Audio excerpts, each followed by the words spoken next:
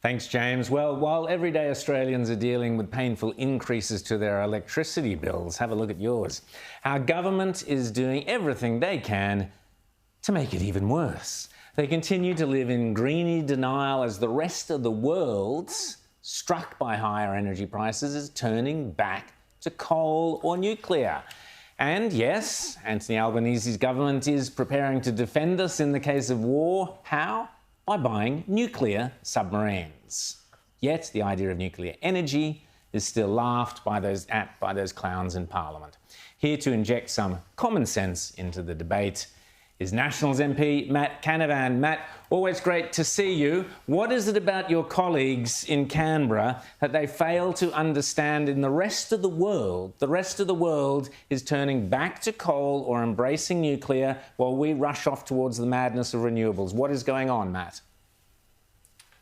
Well, Rowan, it's a bit hard for me to read the minds of other people, except to say I think on the positive note, more and more of my colleagues, of people in Canberra, are seeing sense on this issue. I've got great hope that we will see the removal of the prohibition on nuclear energy sometime in the next few terms of Parliament. Probably not this one, because Anthony Albanese is still stuck marching against nuclear energy in the 1980s. Unfortunately, he can't seem to reevaluate the evidence. But we've got a bill in the Parliament at the moment. It's got the biggest support from senators that has ever happened since the ban was introduced in the late 1990s. I know even some of my Labor colleagues are keen on this, but they just don't have the courage to say anything publicly. But as you say, the world is turning on this. Just this week, the UK designated nuclear energy as a sustainable form of energy, eligible for all of the kind of subsidies and ridiculous government assistance that renewable energy gets. But, that's the point here, that if we're going to invest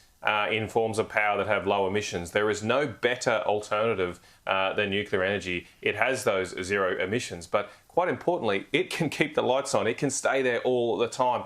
And that's what we need right now in our system. We need power that works full-time, not part-time, like renewable energy. And so more and more people are waking up to this, and I'll just keep up the fight through this bill I've introduced, and inquiries going on to that. We'll have hearings soon, and we'll just keep pushing this case for common sense. James? But Matt, the thing that strikes me about this is that, we've just signed this huge deal for nuclear-powered submarines as a national security matter.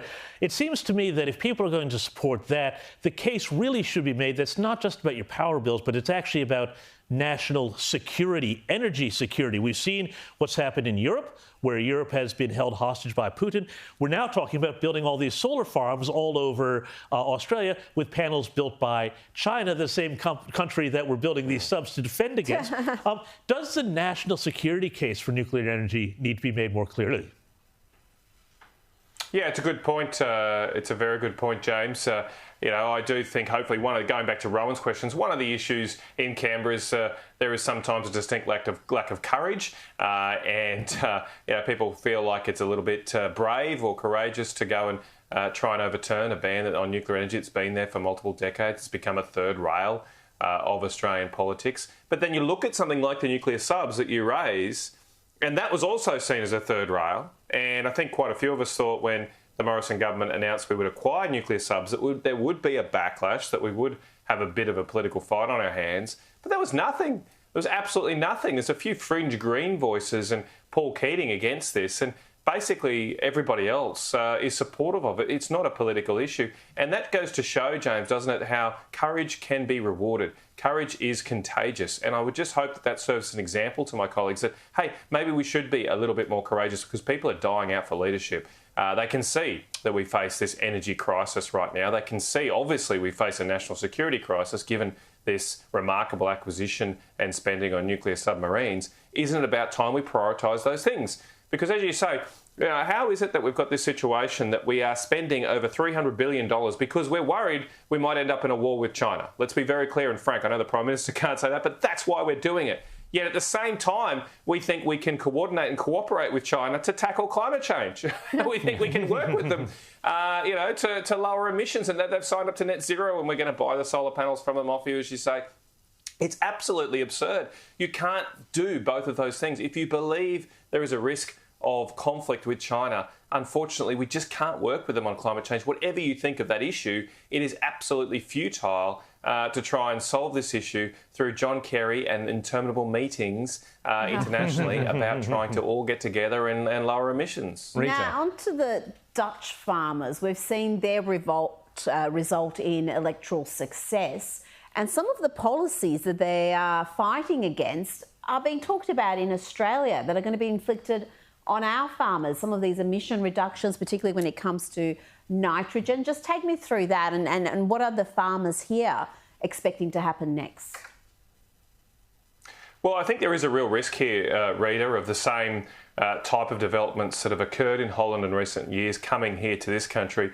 What happened in Holland, actually, when you look at it, it wasn't actually a decision of the elected Dutch government to kick farmers off their land. What happened is that Holland had signed up to agreements through the European Union to lower nitrogen use for one reason, to reduce carbon emissions, because nitrogen comes from natural gas and does create these evil carbon emissions.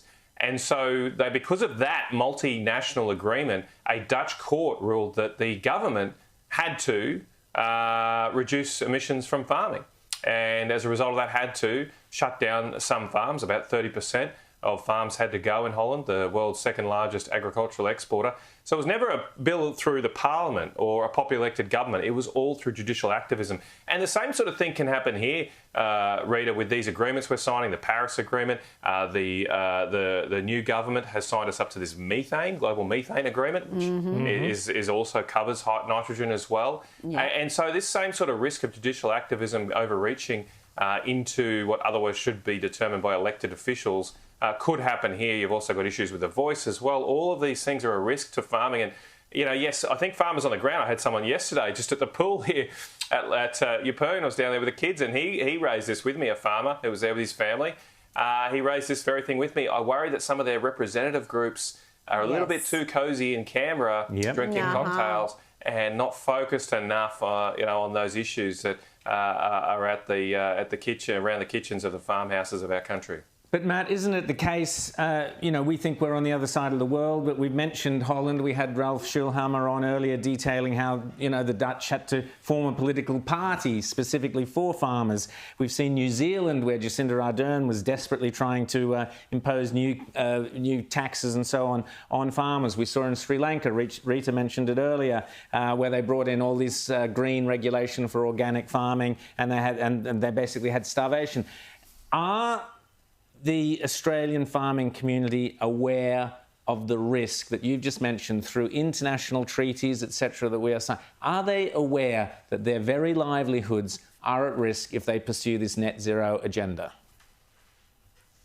Well, as I say, Rowan, those on the farm, those working day to day to provide our food, are very aware of these risks, because they're aware. They can see how much more expensive nitrogen-based fertilisers have become, given these green net zero policies that have been adopted around the world. Now, fortunately for them, they've got pretty high prices at the moment, but almost all farmers realise that prices go up and down. And if they don't get their costs under control, when those prices go down, they'll be in a world of pain. And this is something, as I say, that I don't think the representative bodies, the NFF and others, understand or are focused on enough. Every time I go to agricultural meetings these days, conferences, all of the speeches are about climate change. All of them are about how we can make all this money from planting trees instead of growing cows or food. And it just sort of blows your mind that hang on. What happens when these good times end, when these high prices come back down, which they may do if the world goes to recession? And people are left with costs that are double or triple what they had before. They're not going to be able to stay in business. And now's the time when we are making good money in farming, good money in agriculture. Now's the time to prepare for that rainy day and get our house in order. But instead, we're focused on all of these frolics that are fads that won't be there when the world gets into some pain. People won't be paying for carbon credits if we get into a recession. They'll want food, but they'll want it at a reasonable price. And if we don't get our costs under control, we'll be in big trouble. Matt Canavan, always great to chat to you. Great job there with the Nationals that you're doing and keeping our focus on what is happening around the rest of the world, particularly on the insanity of closing down coal mines, which we're doing here.